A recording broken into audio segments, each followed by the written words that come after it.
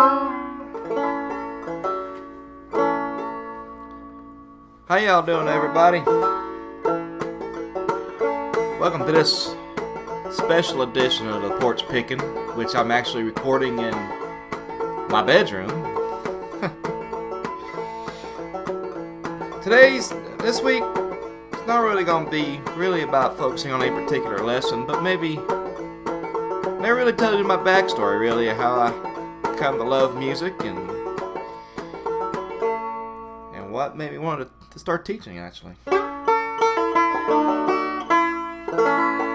Well, and you notice this is kind of a weird setup. It got this slideshow happening with the pictures, and it's just an audio recording, but a lot of music has to do with the ear. So, before I get into any testimonials, let's do that frailing strum together. You don't need to watch my hands to be able to do this. We all know what to do by now. It's a quarter note, 2/8 notes, a strike strum thumb. So we count 1, 2, and 3, 4, and 1. Nice and relaxed.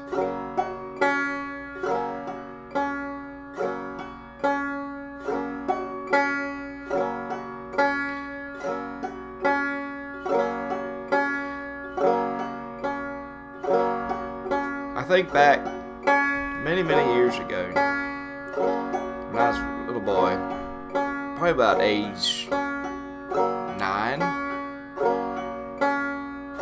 Some might think that know me, might say, hey, that's a long time ago. Or say, I can't picture you little at all. But I remember my mama used to clean houses that I'd help Dad make ends meet, and I'd probably have a little bit of money of her own, you know. And she cleaned this one couple's houses, and they lived in Keystone Heights, Florida, which is a little good golfing retirement community pretty much in northern central Florida. And she would go clean their houses about, I say about once a week. Can't really remember when, but she'd take me along during the summer times because obviously we didn't have no school, and I'd walk in there and they'd say hey, and the owner of the house, I think their names were Cantrells. Miss Cantrell would tell her all she wanted done and everything, and in the distance I can hear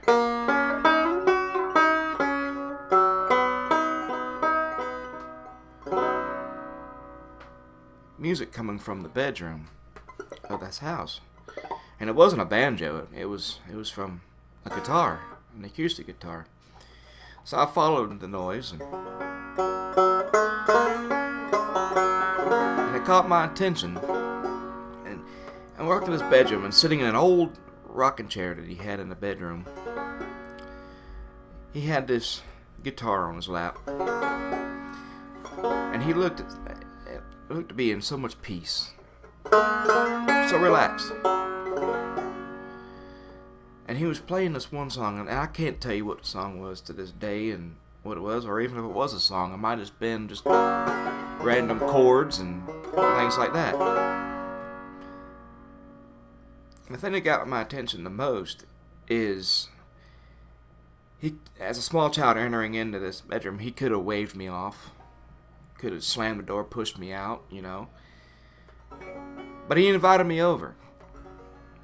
And before I knew it, he invited me over and he handed me this guitar. The one he was playing.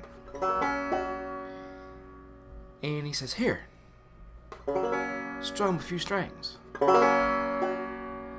And I tell you, you know in an instant when something clicks within you.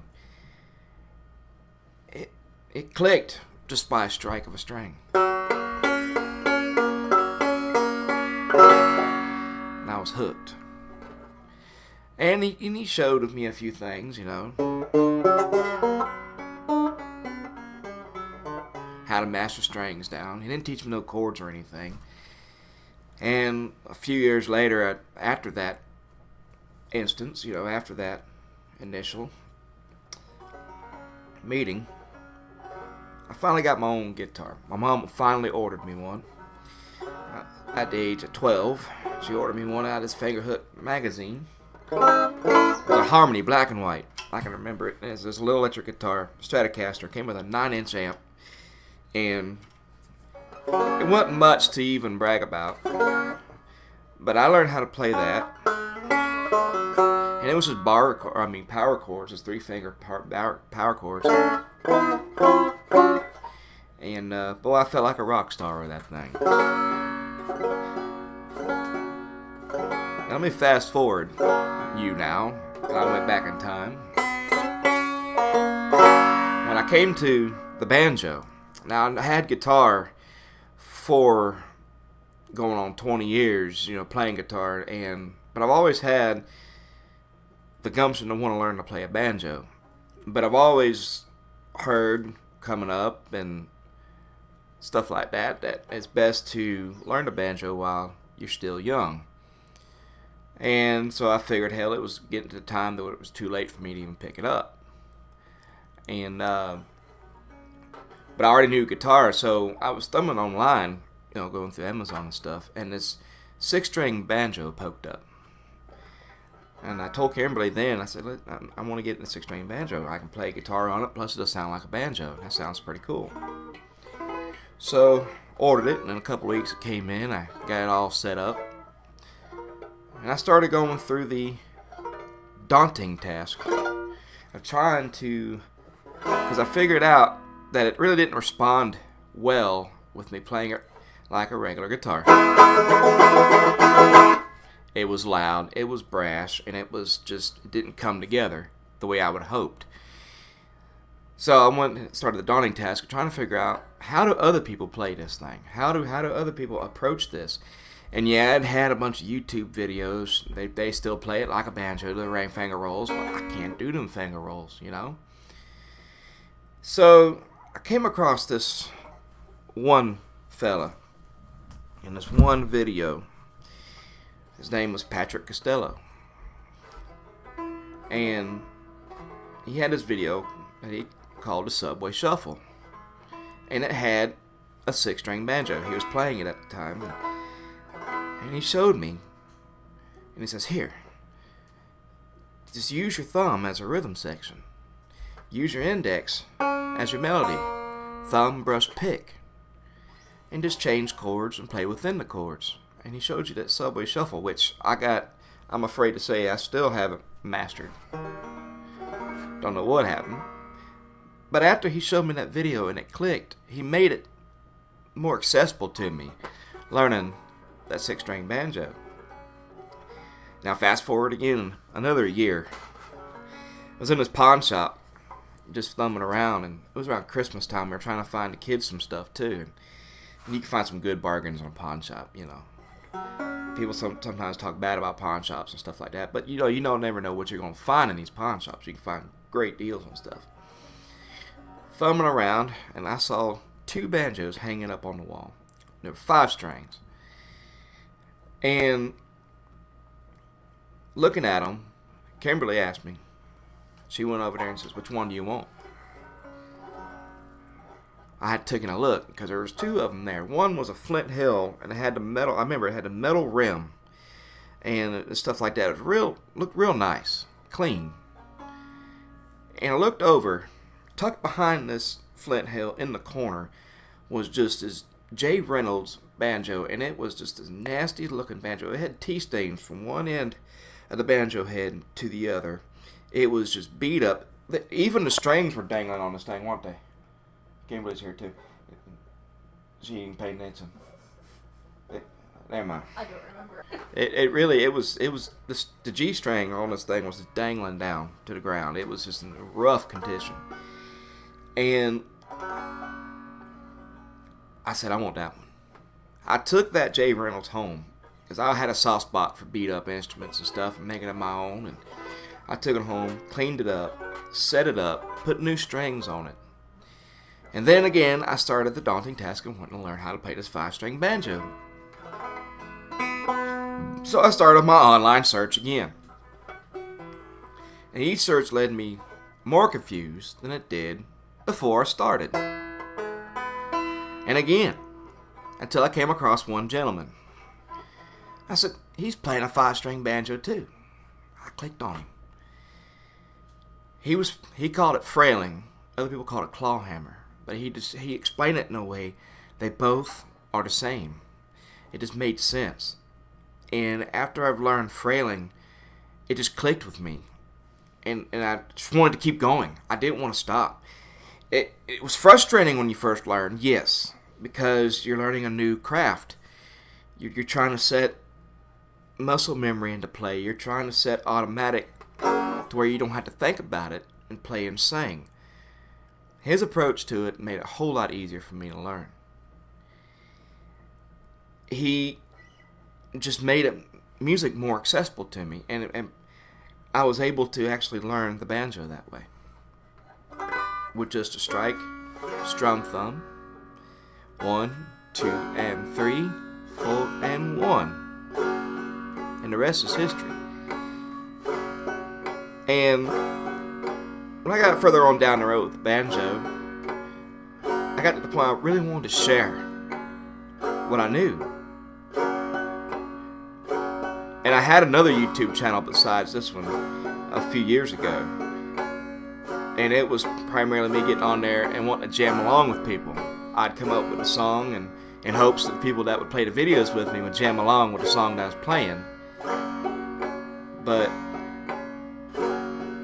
after a while, I took that channel down because I can't explain it. I go through these periods where I'm happy with what I'm doing, you know,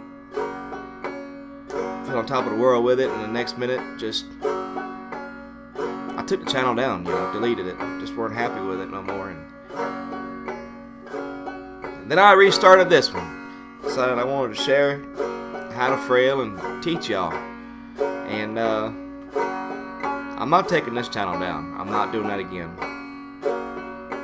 So, with that being said, now y'all know a little bit of my backstory, as long-winded as that was. I tried to fit that out. It's a long story anyway in itself.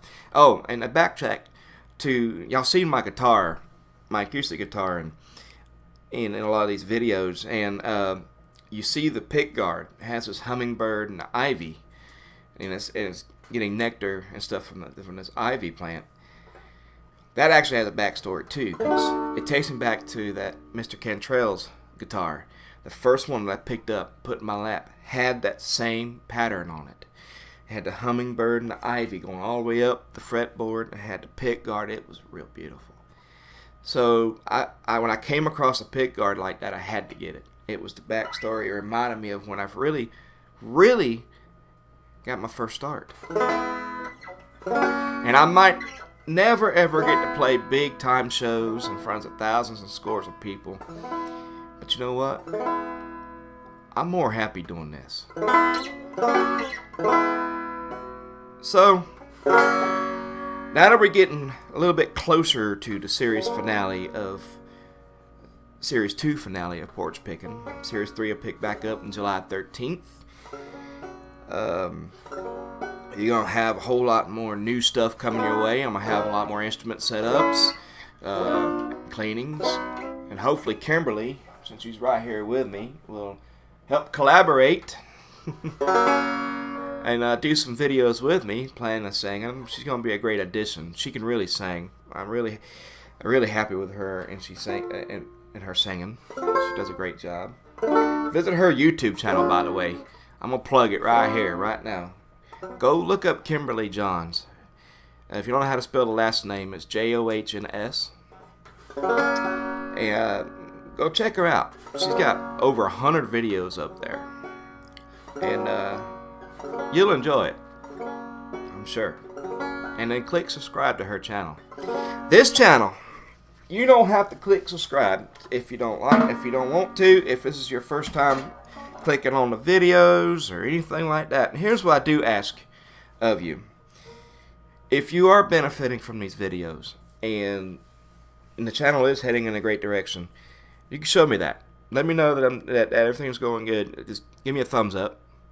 Leave me a constructive comment. tell me what the changes I can make to help the channel go in a better direction for you. You know, I like sharing.